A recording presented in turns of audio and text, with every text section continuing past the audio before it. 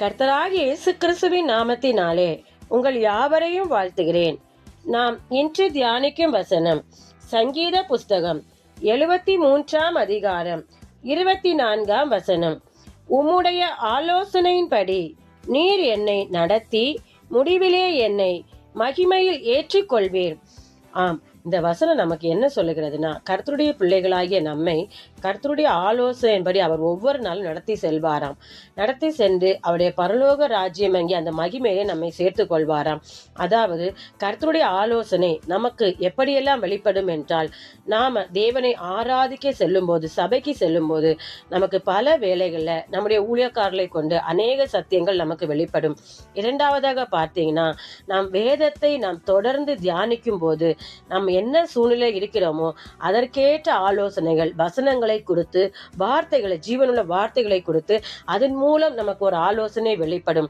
மூன்றாவது பார்த்தீங்கன்னா, நாம் தேவனுடைய பிள்ளைகளோடு நாம் ஐக்கியப்படும் போது, பேசும்போது சில வேளைகளில் அவர்கள் வாயிலிருந்து வரக்கூடிய சில ஆலோசனைகள் இல்லை சில வார்த்தைகள் நம்முடைய இருதயத்திலே ஆழமாக பதிந்து அந்த ஆலோசனை நம்மை நடத்தி செல்லுமா. அந்த ஆலோசனை நமக்கு தேவையான ஆலோசனையா இருக்குமா. இப்படி கர்த்தர் ஒவ்வொரு நாளும் ஏதாவது ஒரு வழியிலே நமக்கு எந்த முறையிலே நமக்கு அவருடைய ஆலோசனை வெளிப்பட வேண்டுமோ அந்த ஆலோசனையை கொடுத்து நம்மை நடத்தி செல்வார். அந்த ஆலோசனையை கொடுத்து நம்மை நடத்தி செல்வது மாத்திரமில்லை, மகிமையான பரலோகம், அதாவது இந்த உலகத்துல இல்ல, நம்முடைய நித்தியமான பரலோக வாழ்வுக்கு நம்மை அழைத்து செல்வார். பரலோகம் எப்படி இருக்கும் என்றால், இந்த உலகத்தை நாம் பார்க்கிற மாதிரி கிடையாது. இந்த உலகத்தில் இருக்கிற எந்த ஒரு செல்வந்தனா இருந்தாலும் சரி, இல்ல பலவானோ தலைவனா இருக்கிறவனோ இல்ல நிறைய புகழ் பெற்றவனா இருந்தாலும் அவர்கள் வாழ்வை காட்டிலும் எண்ணி முடியாத ஒரு சிறந்த அளவுக்கு பரலோக மகிமையா இருக்குமாம்.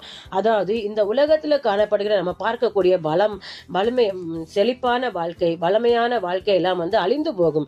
ஆனால் பரலோகம் ஒரு மகிமையான நித்தியமா என்றைக்கும் அழிந்து போகாத அந்த மகிமையில தேவனாய கர்த்தர் நம்மை கொண்டு சேர்ப்பாராம். நாம் ஜெபிப்போமா. அன்பின் பரலோக பிதாவே, உம்மை நன்றியோடு துதிக்கிறோம், சோதரிக்கிறோம் தகப்பனே. நீர் எங்களுக்கு தகப்பனே ராஜா, இன்று தியானித்த வசனத்தின்படி ராஜா, அனுதினமும் உம்முடைய தகப்பனே ஆலோசனையின்படி எங்களை நடத்தி சென்று ராஜா, ஒவ்வொரு நாளும் எங்களை அப்படியே நடத்தி சென்று உம்முடைய மகிமையிலே நீர் எங்களை சேர்த்து கொள்ளும் வரைக்கும் நீர் எங்களோடு கூட இருந்து எங்களை கரம் பிடித்து வழி நடத்தும்படியாய் ஜெபிக்கிறோம். உங்க தயவுள்ள கருத்தில் எங்களை தாழ்த்துகிறோம், வெறுமையாக்குறோம். கர்த்தராகிய இயேசுவின் நாமத்தில் ஜெபிக்கிறோம் நல்ல பிதாவே, ஆமேன். கர்த்தர் உங்களை ஆசீர்வதிப்பாராக.